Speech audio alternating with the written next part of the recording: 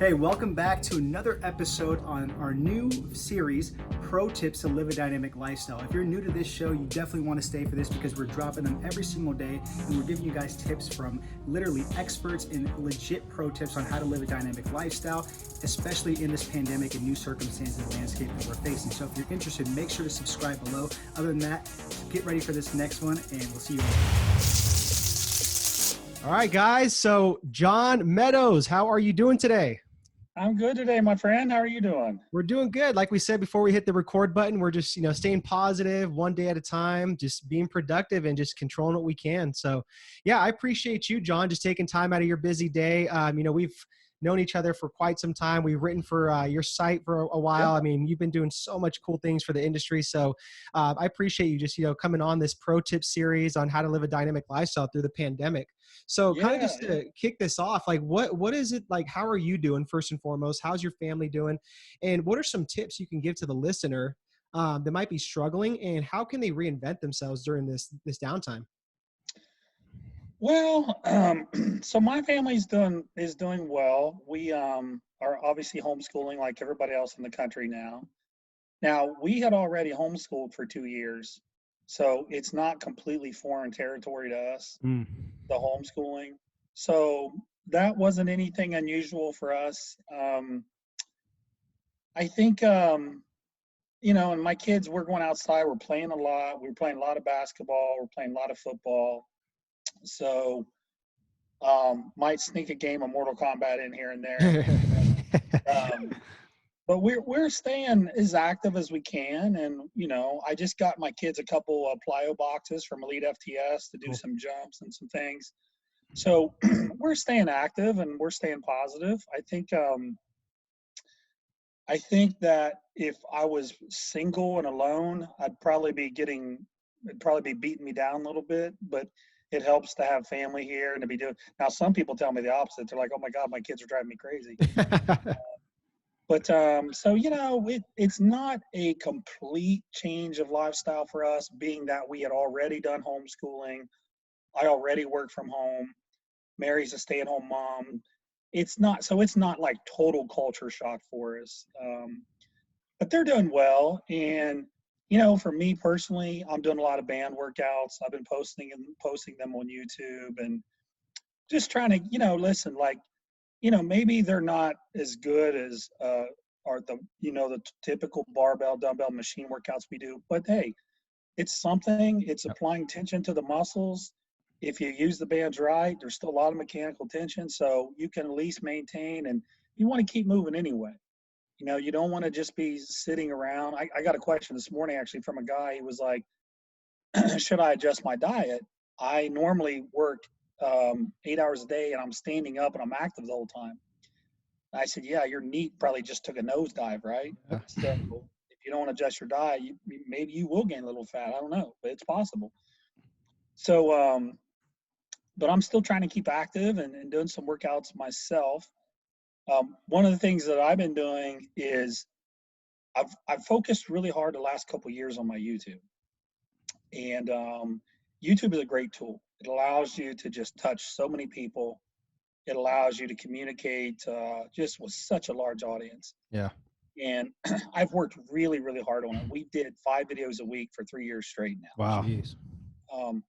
And you guys know my background. Nothing ever came easy for me. YouTube is the same way. My first year wasn't my first year, but the first year we actually tried to work hard at it was 3 years ago. And, it was, you put videos up, you don't get many views, and, you're like, daggone it. And you put another one up and you think, oh, this is going to be fantastic. I'm going to change the world with this video. And you don't get many views. You're like, daggone it. But you keep plugging away. And you keep plugging away. And then I started to see the numbers going up a little. And then it started at the end of the first year. And then it started going up a little more. And so it's been something I put a lot of focus on. But one of the things I've noticed is my training programs, I've put like 20 or 30 out, and they're all for advanced guys.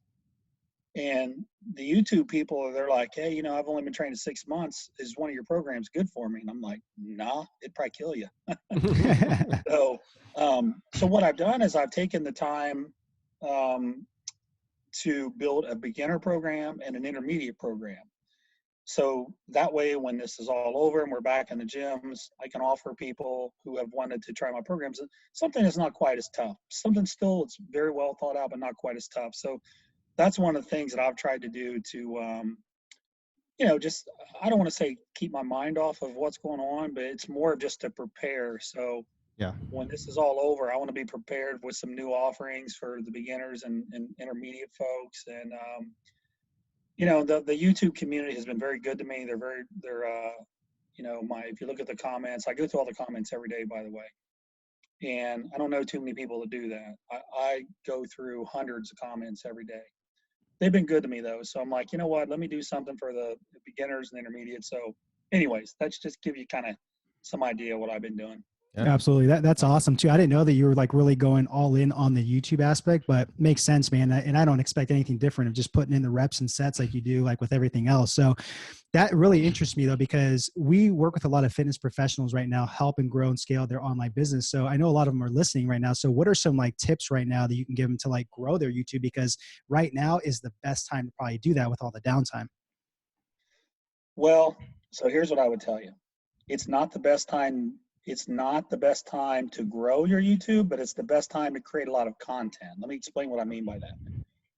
YouTube right now, the algorithms are such that they're just promoting the news outlets and the news around the virus and all that stuff. Mm-hmm. My views are cut in half. I talked to Jeff Nippard. You guys probably know who Jeff is. Yeah. He's a friend of mine. His views are cut in half. Like all of our views are way down. And I've continued to put videos out. And Jeff's continued.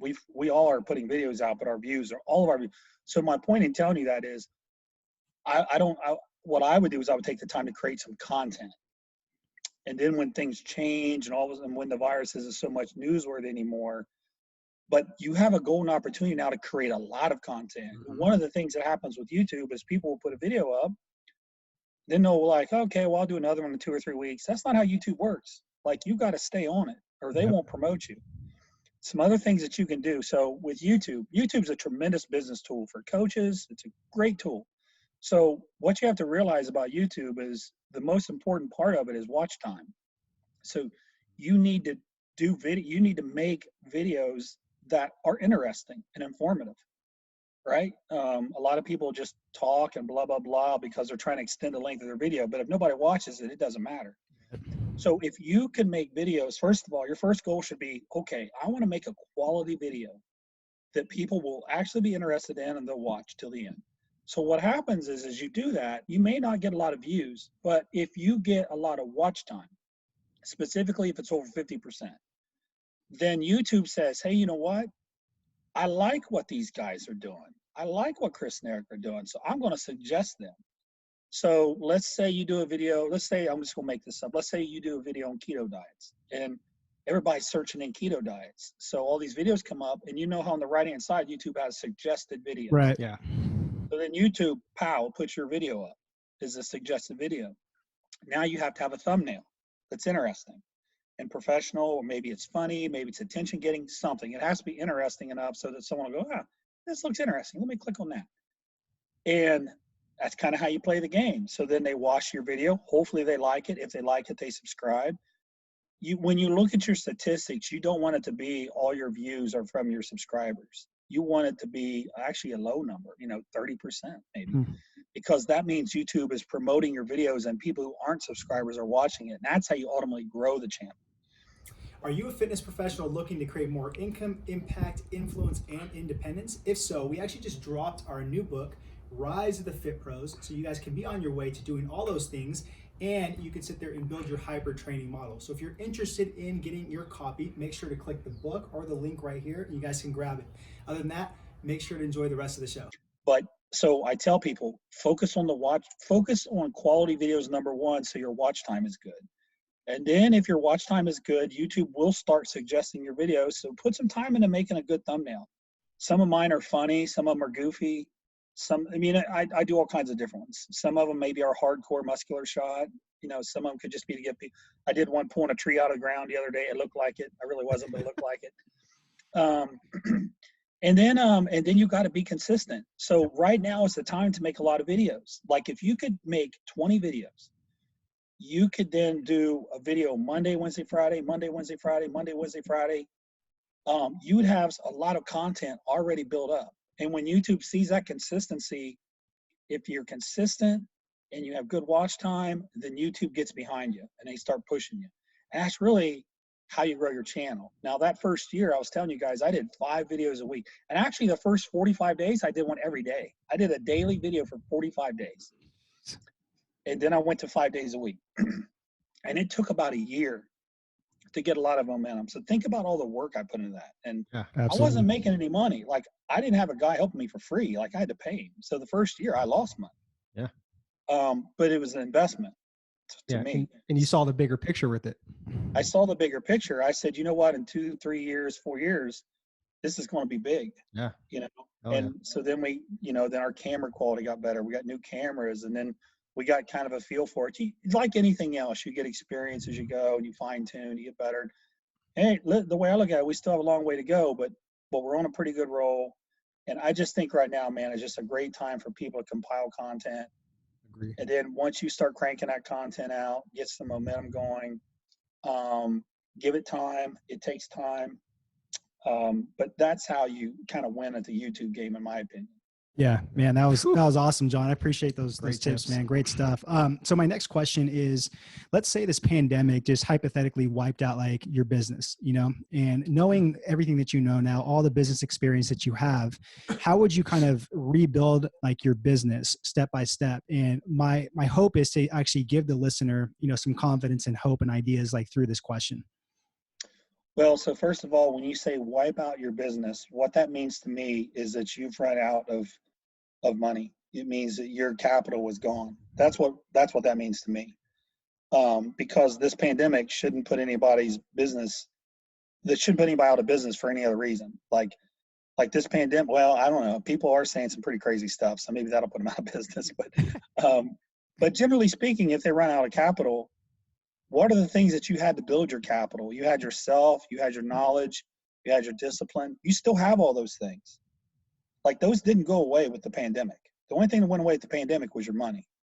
So, you know, you still have all the knowledge, though. In fact, you should be better. Like, if my business got wiped out today and I had to start over, think about all the lessons I don't have to learn now that I've learned over the last 10, 20 years. Absolutely. Great point. Yep. So I should be in a much, much better position to rebound. So anybody who's lost their business, although it sucks, and I've got a lot of friends in that position right now that own gyms, and I'm very, very concerned for them. It's terrible, but at least you're in a position now where you have the knowledge. You're way farther now along than you were at the beginning. You can start from a better position. Maybe you have some access, like if you need some capital, maybe you have some access. Hopefully people are having issues monetarily. Hopefully they checked into the PPP program and the programs that the government's offering, and hopefully that works out. It's been a little disappointing to hear that a lot of small businesses haven't really received any funds yet. Right. You know, I've got a lot of friends that I'm watching right now, and I'm hoping they get their payments. But anyway, so hopefully someone who's having that much of a challenge with their business, which is a lot of us, hopefully they're trying to take advantage of the government things that are available out there. So you got to do that. You know, if they're going to give you a loan at 0.9% interest, and, you know, you don't start paying it for 6 months, and then, you know, that's a pretty good deal. You're not gonna be able to get money that cheap. Yeah, For sure.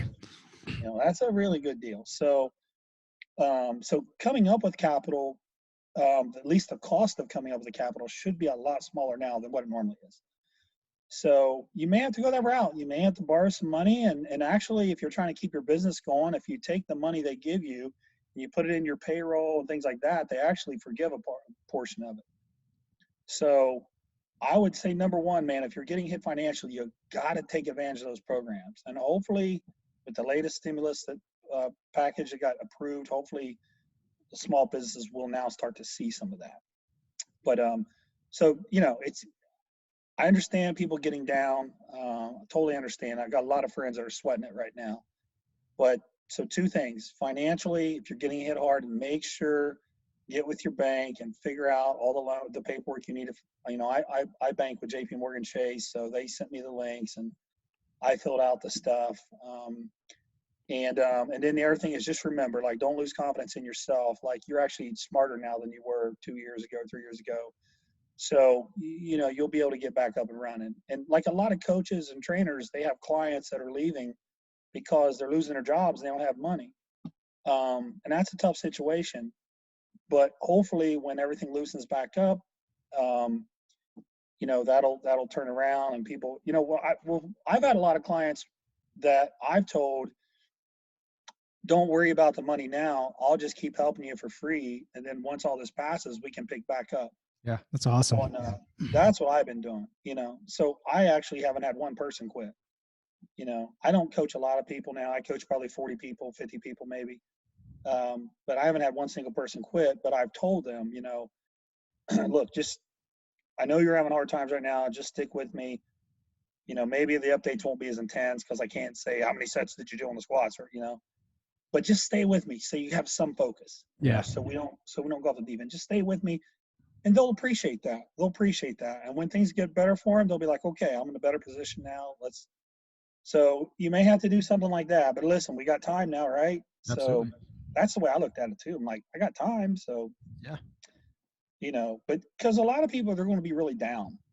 And that's the way you can keep them up. That's the way you can help them feel better. Like, man, my coach didn't bail on me. You know, I'm going through tough times, but I've got clients that are like really, really down. And every week I'm like, it's okay. Like, we're going to get through it. And, you know, and I know they appreciate it. So that's another thing I would say to the guys out there that are training people. Just an idea to throw by you. Stick with your people. You've got the time. You know, stay in touch with them, even if it's just once a week. How things going? How are you? How's your diet going? Just little things like that. And that's really what coaching is about, getting results. But I've always felt like it's about relationships as well. Absolutely. I was never the robotic guy that just said, send me your plan, send me your diet, send me your stats. I'll make the adjustments. Like, I do that, but it means more to me than that. Yeah. You know, so I think you guys are the same way. So, anyways, just some thoughts there. Yeah. Love that, John. Thanks so much for all that stuff. Such great advice just for, you know, the trainers out there. I mean, those, like you said, that are going through a lot of stuff. So, you know, I want to just kind of conclude this by just, you know, acknowledging you, John, just for everything, like I said in the beginning, that you've done for the industry. Just, you know, I look at it as like, we have a great friendship, never met in person, but, you know, we've done like some things together. We've written for your articles and stuff like that. So truly blessed and grateful for that. So is there anything that we can do to support you on right now, and where can people find you? Well, my YouTube is Mountain Dog One. My Instagram is Mountain Dog One, and my website is mountaindogdiet.com. You guys know that. We still have tons of your articles up on there. So I'm an easy guy to find. Right on. So we'll have all that linked up in the show notes. So once again, John, thank you so much. And until next time, guys. Hey, thank you so much for watching this video and another episode on pro tips on living a dynamic lifestyle. We truly appreciate it. Hope you got a lot of value out of it. If you're interested in getting more value like this from these pro tips, make sure to subscribe above. We're going to be dropping these daily. Also, if you are a fitness professional and you're looking to create more income, impact, influence, and independence, we just dropped our new book, Rise of the Fit Pros, so you guys can do all of that. And you can also start building your hybrid training model in person and online training. So make sure to click the link or the book right here to grab your guys' copy, and we'll send it over to you. Other than that, we're out. Talk to you soon.